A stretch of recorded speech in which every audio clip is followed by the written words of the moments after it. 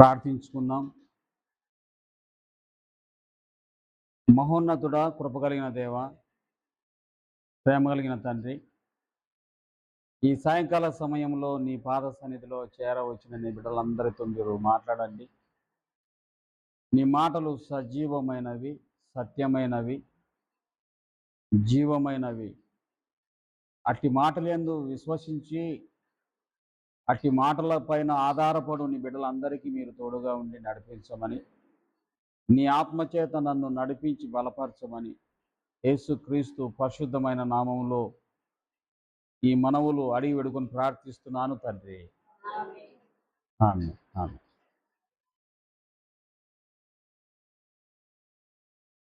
ప్రభునందు ప్రియులారా, దేవుని వాక్యము గురించి చాలా గొప్పగా మనము ధ్యానిస్తున్నాం, వింటున్నాం.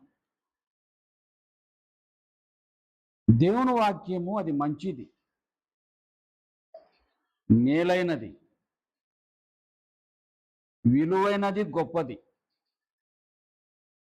ఘనమైనది, మధురమైనది, నిర్మలమైనది, పరిశుద్ధమైనది. జీవవాక్యము, దేవుని యొక్క వాక్యము. ఈ వాక్యమును ఇది దేవుని మాట. ఈ దేవుని యొక్క మాట, ఆయన మాటలు వినుటకు వచ్చిన మీకు అందరికీ, మనందరికీ ఆధారం. అదే మనకు నీతి. దావీదు కీర్తనలో 4వ దావీదు కీర్తన మొదటి వచనములో, నా నీతికి ఆధారమగు దేవా అన్నాడు. మొదటి వచనములో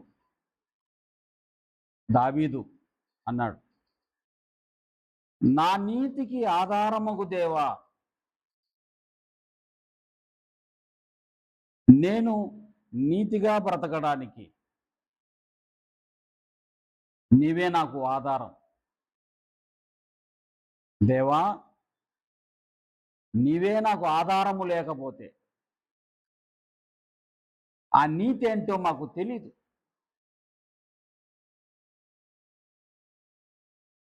లోకములో నీతి న్యాయములతో కూడిన జీవితము నాకు తెలియదు. ఆ మంచి చేసే ఆ గుణము నాకు తెలీదు.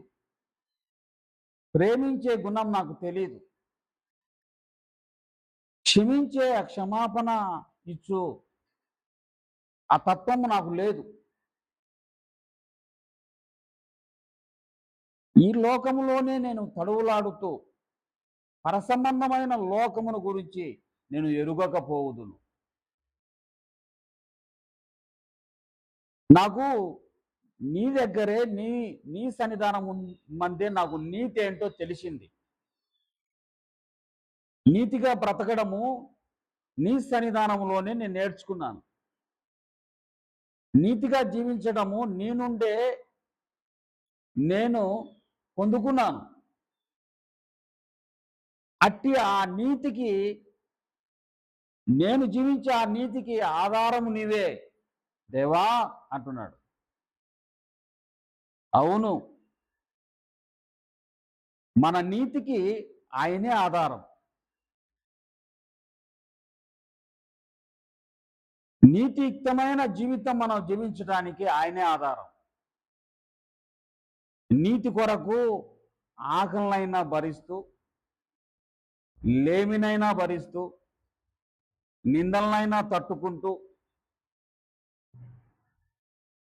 మంచిని మానవత్వాన్ని గుర్తించిన మనము, దేవుని నీతిని ఎరిగిన మనము, దేవుడైన యేసుక్రీస్తు ప్రభువు వారు చెప్పిన ప్రతి నీతితో కూడిన మాటలకు లోబడి నడవడానికి, ఆ నీతికి తగ్గ మన జీవితానికి ఆయనే ఆధారం. దేవుడే ఆధారం వారికి.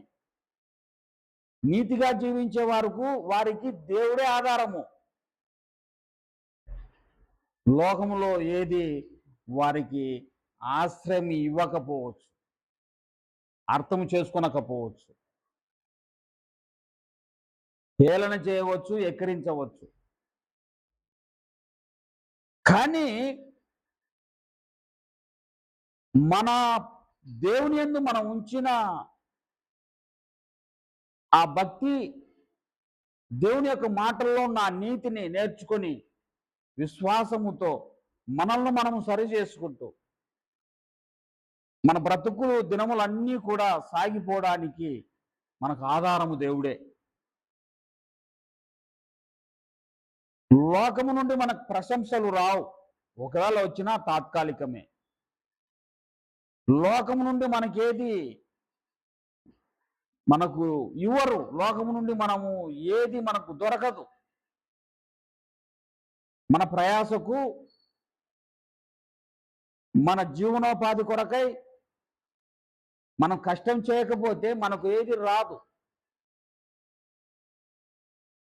కానీ దేవుని యొక్క మాటలను మనము ఆధారం చేసుకొని దాని ప్రకారంగా జీవించగలిగితే సృష్టికర్త అయిన దేవుడు, సృష్టిని సృష్టించిన దేవుడే వారికి ఆధారము. అందుకనే ఆయన అంటున్నాడు, నేను నమ్మిన నీతికి, నా నీతికి, నా చెడుతనాన్ని నేను ఒప్పుకుంటూ, నన్ను నేను సదమాయించుకుంటూ, నా చూపుల యందు, నా నోటి మాటల యందు, నా ఆలోచనల యందు, నా పాప జీవితాన్ని చేయకుండానట్లుగా,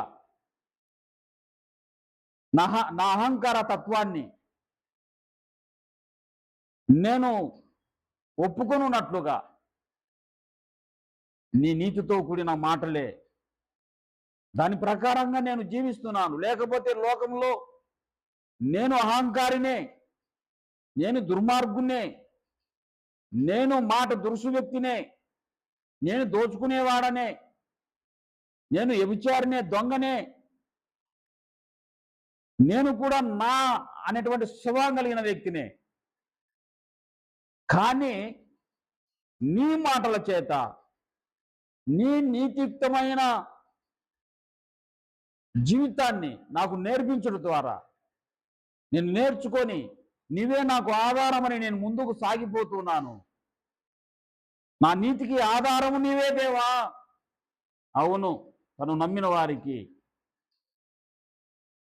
వారికి ఇక్కడ వచ్చిన మనందరికీ, బోధిస్తున్న నాకైనా, వింటున్న మీకైనా, లోకములో యేసునందు విశ్వాసించిన వారందరికీ దేవుడే, యేసుక్రీస్తు ప్రభువు వారే ఆధారం. వారికి వారి పోషణ కొరకైనా, వారి ఆరోగ్యమైన, వారి ఇంటి కుటుంబ అవసరతల కొరకైనా, వాళ్ళ పిల్లల భవిష్యత్తు అయినా, వాళ్ళ ఇల్లు నిర్మాణమైనా, వారికి వచ్చిన సమస్యలైనా అన్నిటికీ దేవుడే వారికి ఆధారం. అదే క్రైస్తవుని, యేసుని గుర్తెరిగి విశ్వసించిన వారి యొక్క జీవితము, వారి నీతికి ప్రభువు యొక్క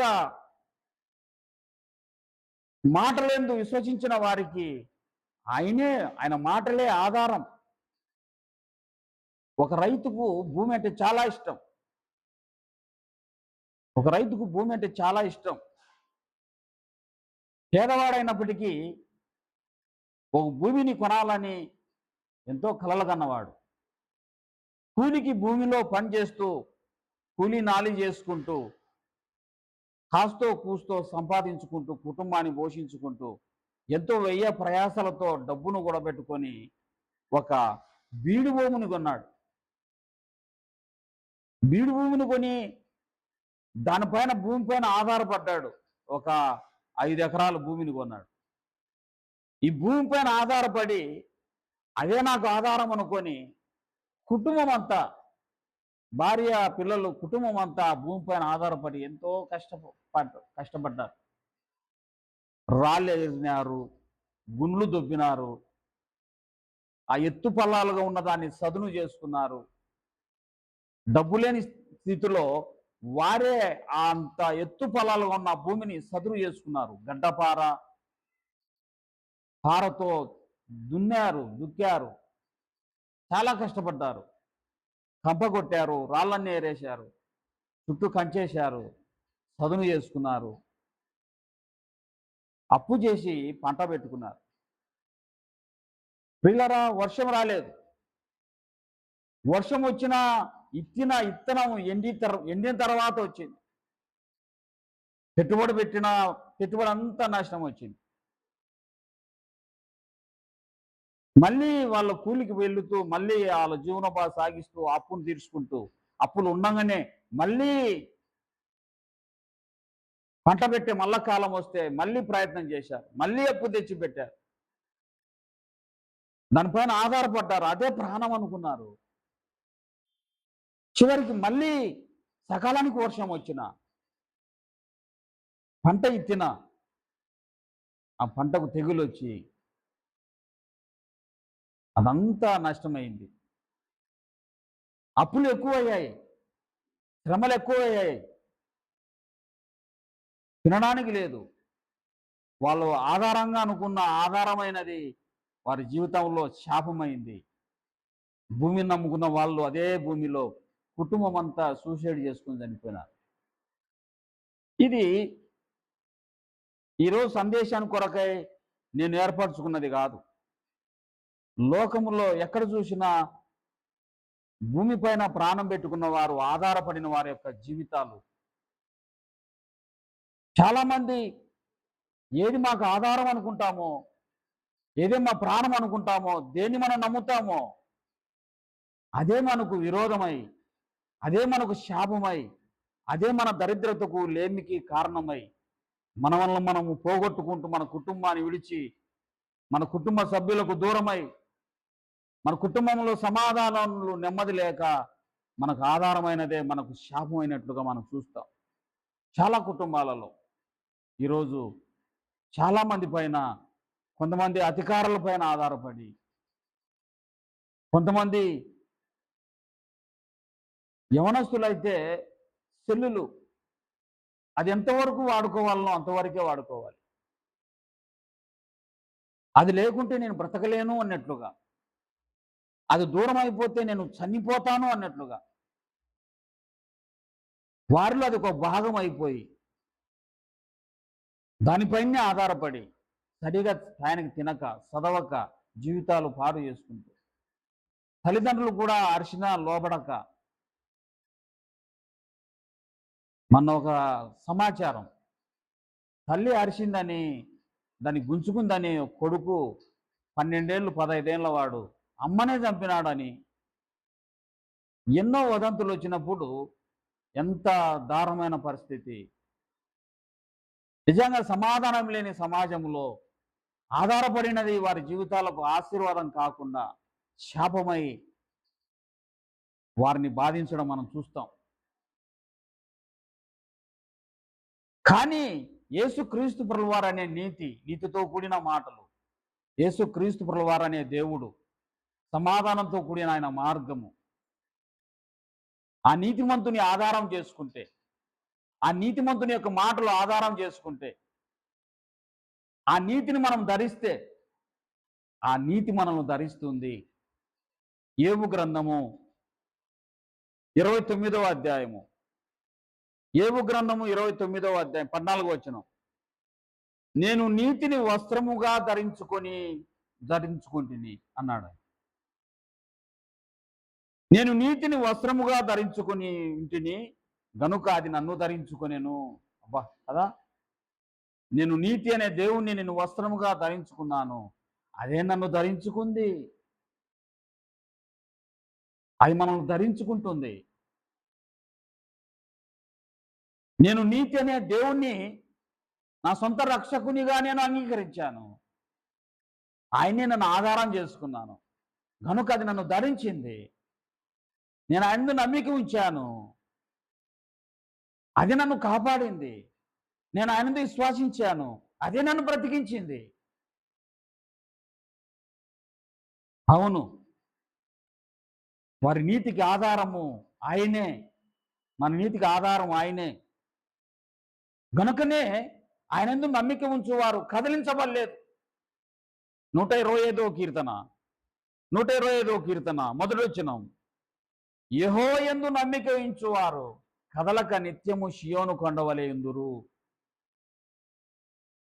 దేవుని ఆధారం చేసుకున్న వారు ఎన్ని శ్రమలు వచ్చినా, అవమానాలు, నిందలు, కష్టాలు వచ్చినా కదలక ఉన్నారు. వాళ్ళు సూసైడ్ చేసుకోలేదు, భయపడలేదు, అధైర్యపడలేదు, విశ్వాసం నుండి తొలగిపోలేదు, నిలబడ్డారు. ఎందుకంటే వాళ్ళు కదలక స్థిరంగా ఉండడానికి వారి నమ్మిక.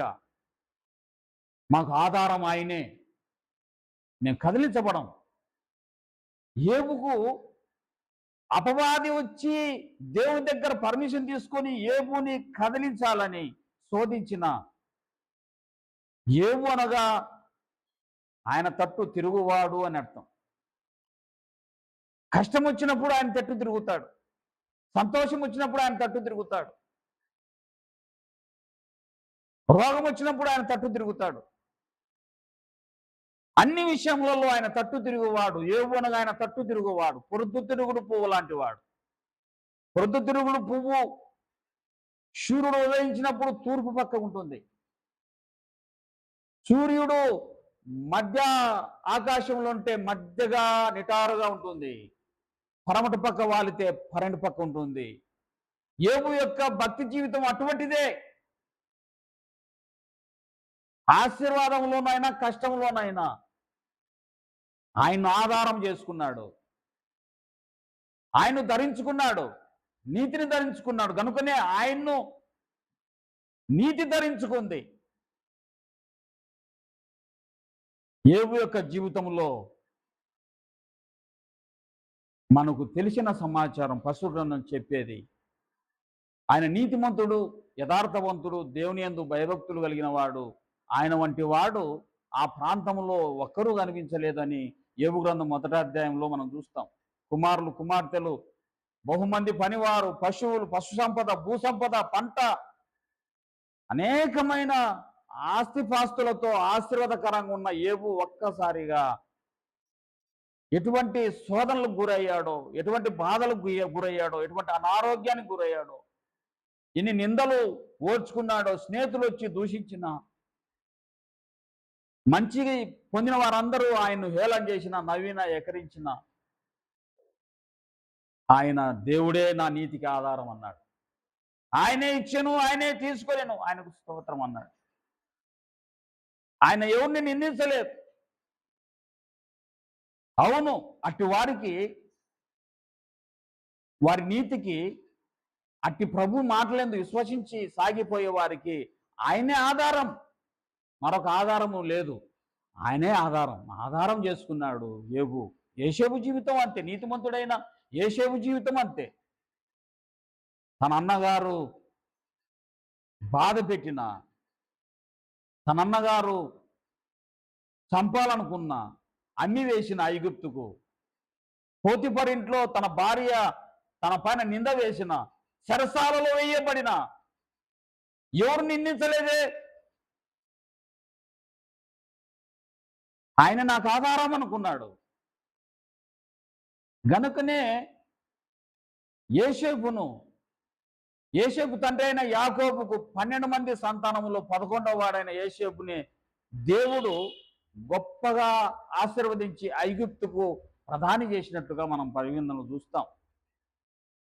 అవును, తట్టుకోగలగాలి, ఓర్చుకోగలగాలి. మన నిరీక్షణకు, మన నమ్మకానికి, మన విశ్వాసానికి, మన భక్తి జీవితానికి, మనం జీవించడానికి ఆయనే మనకు ఆధారం. ఆయన ఆధారం చేసుకున్న వారు పరిశుద్ధ గ్రంథంలో ఎంతో మంది శోధనలు సహించారు, శోధనలకు ఎదురు నిలిచారు, విశ్వాసంలో కొనసాగారు. ఆ నీతిమంతుడైన దేవుని నమ్మిన అబ్రహామును గురించి కూడా మనకు తెలుసు. ఆయన ఆధారం అనుకొని ఆయన మాటలకు లోబడ్డాడు, ఆయన నమ్ముకున్నాడు, ఆయన ఎందుకు విశ్వసించినాడు. ఆయనకు 70 సంవత్సరాలు, భార్యకు 60 సంవత్సరాలు. వారు నమ్ముకున్న, వాళ్ళు విశ్వసించిన, వాళ్ళకి ఇచ్చిన వాగ్దానమందు నమ్మిక ఉంచిన వారి యొక్క మొదటి దినాలు అబ్రహాం గారికి 70 సంవత్సరాలు, శారమ్మ గారికి 60 సంవత్సరాలు. దరిదాపు ఆయనకు 100 వచ్చాయి, ఆయనకు 90 వచ్చాయి. 25 సంవత్సరాలు ఇంచుమించుగా వాళ్ళు నిరీక్షించగలిగారు, ఆధారం అనుకున్నారు. వారి సంతానం కొరకు వాగ్దానము వాళ్ళు నిలకడగా ఉన్నారు. వాగ్దానమందు ఎన్నో అవమానాలు, నిందలు, కష్టాలు ఓర్చుకున్నారు. వారికి ఆధారం ఆయనే. చివరికి ఆశీర్వాదకరంగా అబ్రహాం గారు విశ్వాసులకు తండ్రిగా ఈరోజు నమ్మిక ఉంచిన వారికి తండ్రిగా ఈరోజు పిలువబడుతూ ఆశీర్వాదకరంగా ఉన్నట్లుగా మనం చూస్తాం. మనము ఆయన్ను ధరించుకుంటే, ఆయన క్రియలను మనము గుర్తెరిగితే, ఆయనలాగా జీవించాలనుకుంటే, ఆయన మాటలు లోబడితే, ఆయన ఆధారం చేసుకుంటే ఆయనే మనల్ని ధరిస్తాడు. ఆయనే మన పక్షంగా ఉంటాడు. ఆయనే మనల్ని రక్షకుడుగా ఉంటాడు. అందుకని ఆయన నమ్మిక ఉంచేవారు కదలలేదు. సియోను కొండవలె నిలబడ్డారు, స్థిరంగా జీవించారు. ఎంతో మంది విశ్వాసులు, శారమ్మ అయినా, హన్నా అయినా, రూతు అయినా, నయోమి అయినా, ఎంతో మంది స్త్రీలు కూడా వారి భర్తలకు లోబడుచు, కష్టాలకు ఓర్చుకుంటూ, నిందలకు ఓర్చుకుంటూ, కుటుంబాలలో పరిచర్య జరిగిస్తూ నీతిమంతురాలుగా వాళ్ళు జీవించారు. వారికి ప్రతిఫలం దొరికింది. వాళ్ళకు ఆధారమైన దేవుని యొక్క సన్నిధి వారికి దొరికింది. దేవుని యొక్క ప్రత్యక్షత వారికి దొరికింది. దేవుని యొక్క స్వరం వారికి దొరికింది. దేవుని యొక్క వాగ్దానపు యొక్క నెరవేర్పు వారికి దొరికింది. సోలిపోలేదు, పడిపోలేదు. ఈరోజు వారు పరిశుద్ధ గ్రంథంలో లిఖించబడ్డారు. కాబట్టి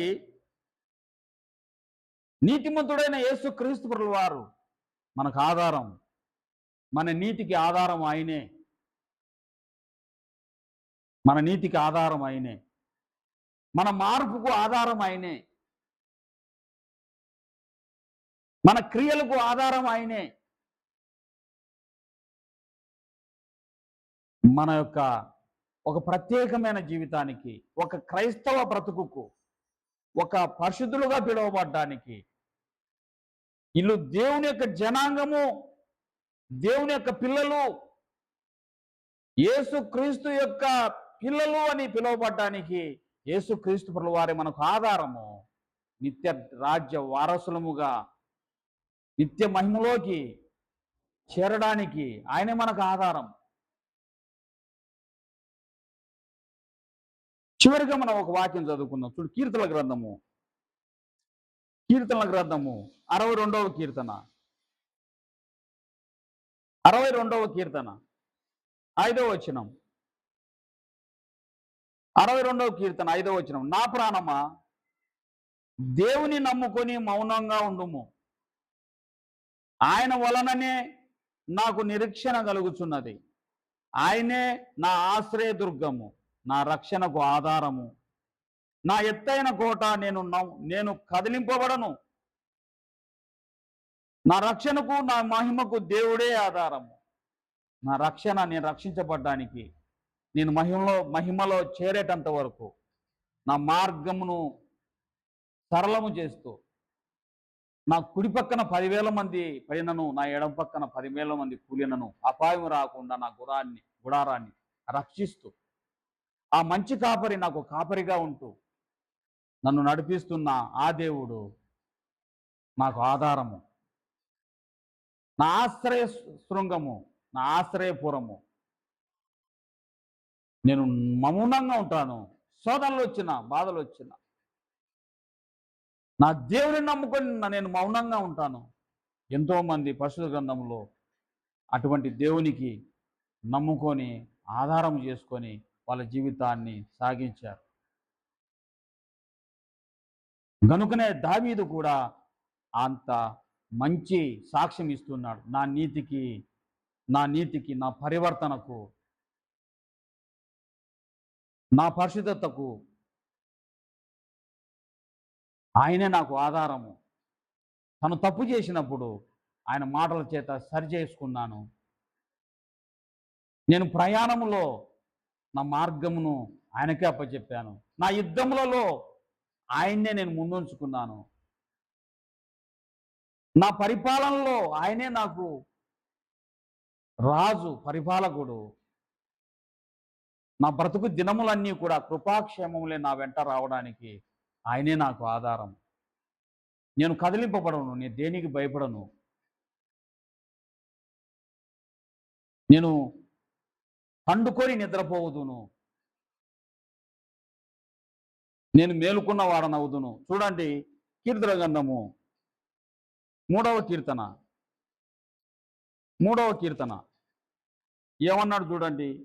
3వ కీర్తనలో 5వ వచనం, యెహోవా నాకు ఆధారము, కావున నేను పండుకొని నిద్రపోయి మేలుకొంటిని.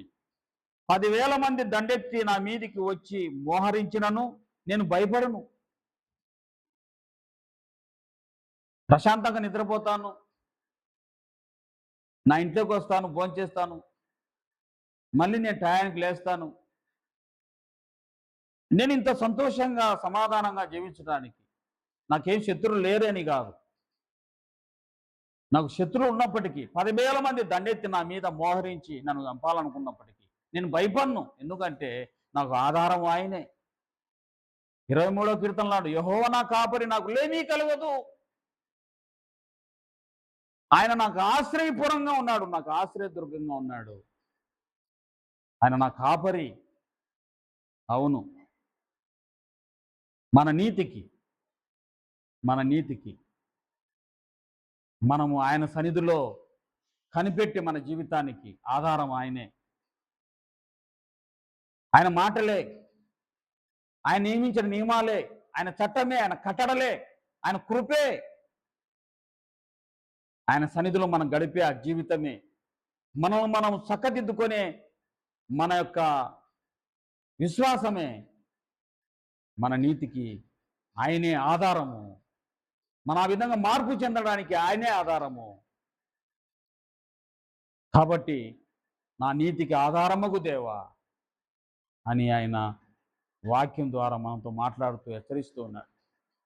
అటువంటి ఆధారంతో కూడిన దేవుడు యేసుక్రీస్తు ప్రభువారు నిత్యం మన కాపరిగా ఉండి ఇక్కడ చేరిన ప్రతి ఒక్కరిని పేరు పేరున ఆశీర్వదించి, ఆ నీతిమంతుడైన యేసుక్రీస్తు నమ్మిన వారందరూ కూడా శోధనలు వచ్చిన, కష్టాలు, అనారోగ్యాలు వచ్చిన నిలచి ఆయన ఆధారం చేసుకున్నారు. వారు ఆ నీతిని అనేటువంటి యేసును వాళ్ళు ధరించుకున్నారు. వారిని ఆయన ధరించుకున్నాడు. వారు ఆయన పిల్లలు, ఆయనతో ఉన్నవారు, ఆయనతో కలిసిన వారు, ఆయనలో జీవించువారు అన్నటువంటి పేరు తెచ్చుకొని నిత్య రాజ్య వారసులయ్యారు. అటువంటి నీతి అనేటువంటి యేసు క్రీస్తుని ధరించుకొని నిత్యము దేనికి భయపడక, కలత చెందక, ఆధైర్యపడక, భయపడక, నాకు ఆధారభూతుడైన నా దేవుడు నాకు తోడై ఉన్నాడు, నేను దేనికి భయపడను అనేటువంటి విశ్వాసంతో సాగిపోదుము గాక. అట్టి కృప పరిశుద్ధాత్మ దేవుడు ఇక్కడ చేరిన మనందరికీ దయచేయును గాక. ప్రార్థించుకుందాం, కళ్ళు మూసుకుందాం. కృపా కనికరం కలిగిన మా తండ్రి, ప్రేమ కలిగిన మా యేసయ్య, మాకు ఆధారభూతుడవు నీవే. మాకు నీతి అంటే తెలీదు స్వామి. అవును, అబ్రహాము యెహోవాను నమ్మాను, అది అతనికి నీతిగా ఎంచబడెను. నమ్ముట ద్వారానే మేము నేర్చుకోగలిగాం.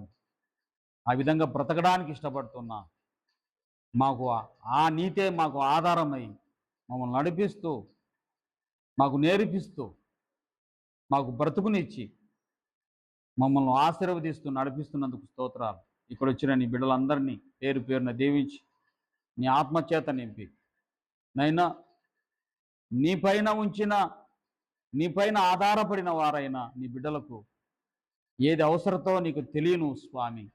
అది వివాహమైనా, అది ఉద్యోగమైనా, అది పని అయినా, అది లేమైనా, అది అనారోగ్యమైనా, నైనా నీపైనే ఆధారపడుతూ నైనా నీవే ఆధారం అనుకొని ప్రయత్నాలు చేస్తూ ప్రార్థిస్తూ ప్రతిరోజు నీ సన్నిధికి వస్తూ విశ్రాంతి దినమందు నీ సన్నిధిలో చేరి నీ మాటలు విని నీ మాటలేందు విశ్వసించి నీవు వారికి ఇచ్చినది ఆ కొంతలోనే కొంత నీకు కానుకలుగా అర్పించి నీ కృతజ్ఞతాస్తుతులు చెల్లించి వారి పనివారులకు వెళుతూ ఉండగా నీతియుక్తమైన కృతజ్ఞతతో కూడిన ప్రతి పని ప్రయత్నము ప్రయాసను మీరు చూచిన దేవుడవు. అట్టి నీతికి ఆధారమైన నీవే వారికి ఆధారము, మాకందరికి ఆధారము. అటువంటి ఆధారభూతుడు అయిన మా దేవ, ఇక్కడ వచ్చిన నీ బిడ్డలందరికీ అట్టి ఆధారం కల్పించి ఆశించినది వాళ్ళకు దొరుకున్నట్లుగా అవునైనా అట్టి నీవు ప్రేమించిన నీ పిల్లలకు పిలువబడిన వారికి మేలు కలుగుటకై సమస్తము సమకూడి జరుగునట్లుగా ఆశీర్వదించమని సమయానికి అడుగు వాటికంటే ఊహించు వాటికంటే అత్యధికముగా మీరు దయచేయగలవాడవని నమ్ముచు నీ పైన ఆధారపడి ప్రార్థించి వెళుతున్న నీ పిల్లలకు నీవే తోడయుండి నడిపించి బలపరచమని సహాయము చేయమని తండ్రి, మరొక పర్యాయం మేమందరము ఇటీ సమయముందు కలుసుకునే గొప్ప భాగ్యమును అనుగ్రహించి మీరు మహిమ పొందమని యేసుక్రీస్తు పరిశుద్ధమైన నామములో ఈ మనవులు అడిగి వేడుకొని ప్రార్థిస్తున్నాను తండ్రి. ఆమేన్.